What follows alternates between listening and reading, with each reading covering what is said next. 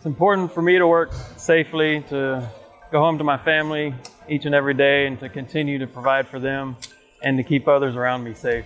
To help the employees stay safe on the job, we provide all the tools they need. We make sure that they have all the correct tools.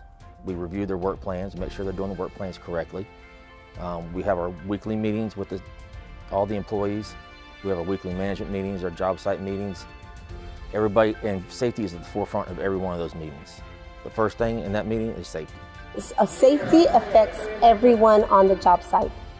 Everybody has a family.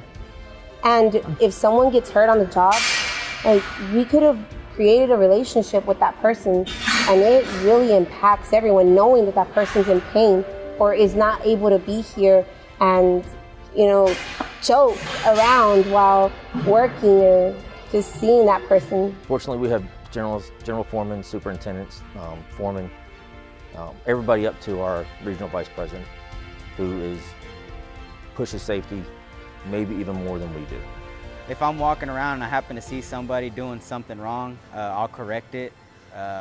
They're not wearing their gloves, I'll tell them to put their gloves on. If they're not making three-point contact on the ladder, I'll have them correct that. Rosendin's fantastic with safety. And every day it's changing. And every day, we get other guys coming from other contractors, and they're like, man, they're so harsh and so stringent. And you just have to say, just accept it, because one, that's the way they want you to do it. And two, that's the way it should be done. So I'm gonna tell you, I have worked for contractors that are the opposite of Rosendin. And I've never felt like a big contractor that actually cares. It sounds cliche, but it's safety. You know that they're looking out for your best interest. And you know they're not gonna put you in a bad situation for going home, and you're gonna see your family, and you're gonna be there for tomorrow. I know this is the only company I've been with, but they are very, very particular with safety. They have won awards with safety, and I can see it. Like we mentioned earlier, it's just not us safety people that are looking out for each other. It's everybody that is involved with safety, the foreman, management, everybody's involved with safety, and it's pretty intense and pretty good experience. Believe it or not, from the start of the day, it's above and beyond. It starts with the PTP card, starts with the meeting in the trailers or meeting by the toolbox talks, and it starts getting everybody on the same page for the day. And then we actually have someone on our site now do with the inclement weather. He does walk the site prior to with safety, make sure everything's good for everybody as far as getting to work, getting your tools out. And then if it's not, they'll say, you don't work these areas, you don't do this area. All my guys are gonna be refocused to here. I know it's a burden on those guys to say, hey, I had this plan, but they will take other guys and they'll throw them in another section to keep them working and keep them where they should be so they're out of the danger.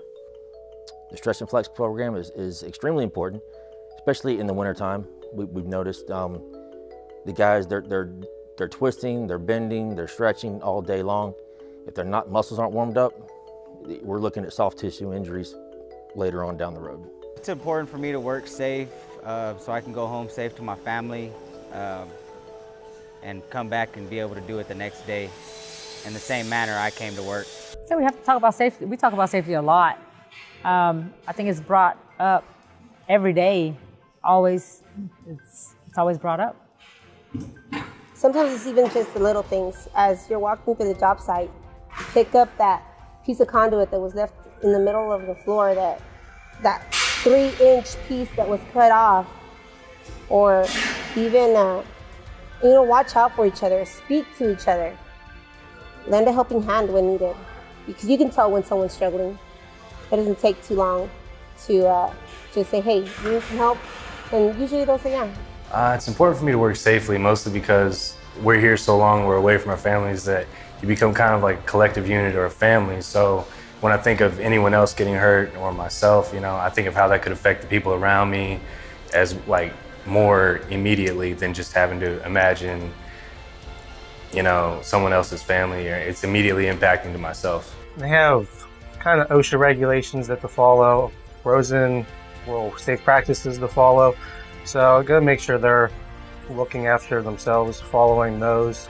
So we have people make sure they're working on ladders safely, make sure they know what the tasks that they're doing, the hazards that are associated with those tasks, and how to eliminate those tasks or hazards. The things that I do to help keep the people around me safe. For instance, my daily thing to do is come in the morning, check all the forklifts, make sure there's no leakage. We have the proper hydraulic fluid, it's gassed up and ready to go. And whenever we're operating any equipment, heavy equipment, we got to make sure we always use our horn, make sure we use our mirrors, just to give people a courtesy, notice that we're coming through or we're coming by with a big load. Oh, I have 110% control over my own safety. To me, safe by choice means to make a conscious effort to work safely and to keep awareness and make sure everybody around you is working safely. You can choose to be safe. We have a stop work card that actually, if you feel like something's not quite right, you can actually put your card out there, stop the work, step back. Someone else comes in, they assess it, and they can say yay or nay, or we can correct it this way, or we can do what we need to do to make sure you're comfortable with what you're doing.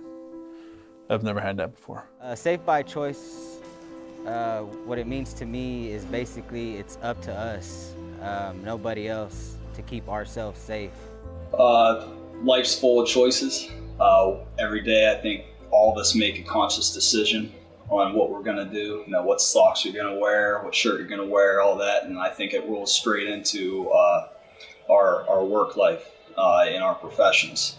So whether it's getting on that ladder and whether it's that simple decision to come off that ladder and readjust it versus standing on it backwards, I think that's a conscious choice that people make. So the better that we can as supervisors, managers, get that worker to understand how important that choice is before they make the wrong choice, the more successful I think our program will be, and we are on that right track, I believe. So.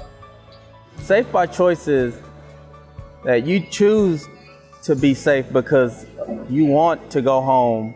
You want to make sure that everything's okay once you leave your job site. You make sure that other people around you go home and actually do everything properly and safely as well around you. When I hear safe by choice, I actually think of this here. I can choose to pull this out at any moment that I feel unsafe. And I know that I have the authority. It's signed by our chairman, our CEO of Rosendin, saying that if you feel unsafe at any moment, you have the right to stop work. This is our stop work card. This is what I think about when I hear safe by choice. I can choose to stop any unsafe act at any moment. We're a team, we're a family, especially Rosendin. And I've worked with smaller contractors, and every guy is like a brother. We are a brother. We're a brotherhood. It is, that's we are.